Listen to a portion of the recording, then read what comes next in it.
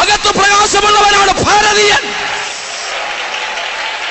സ്തോത്രം.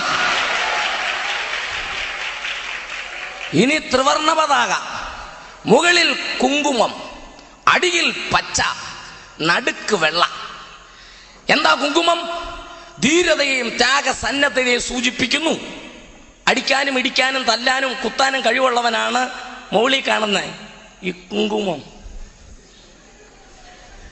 ഈ താഴെ കാണുന്ന പച്ച അതല്ല, അത് സസ്യസമ്പൂർണമായ ഭാരതഭൂമിയുടെ ഐശ്വര്യത്തെ സൂചിപ്പിക്കും. എന്ന് പറഞ്ഞാൽ ഇച്ചിരി കാശും പുത്തനും ഒക്കെ ഉള്ള ആൾക്കാരാ പച്ച. പിടി കിട്ടിയോ? പക്ഷെ നടുക്കത്തെ വെള്ളയുണ്ടല്ലോ, അത് നമ്മളാ. മനസ്സിലായവർക്ക് ആ ദൈവത്തെ സ്തുതിക്കുന്നു. വെള്ള നടുക്ക് വന്നതിനാൽ ദൈവത്തെ വാഴ്ത്തുകയാണ്. ദേശീയ പതാകയുടെ നടുക്ക് വെള്ള കൊണ്ടുവന്ന എന്റെ ദൈവത്തിന് സ്തോത്രം. വെള്ള കൊണ്ടുവന്ന എന്റെ ദൈവത്തിന് സ്തോത്രം.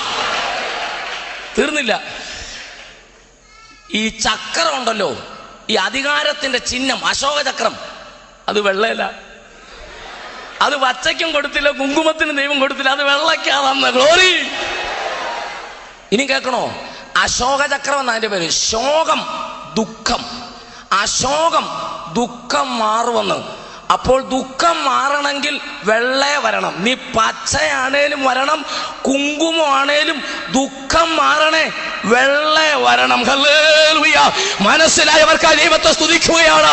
അത് മനസ്സിലായവർക്കായി ഞാൻ ദൈവത്തെ വാഴ്ത്തുകയാണ്. ഇന്ന് രാത്രി നീ വെള്ളയിൽ വരണം. അതിന്റെ അർത്ഥം യേശുവിൽ വരണം. യേശുവിൽ വരാതെ നിനക്ക് പ്രകാശം കിട്ടുകയില്ല. Praise the Lord. ആമേൻ.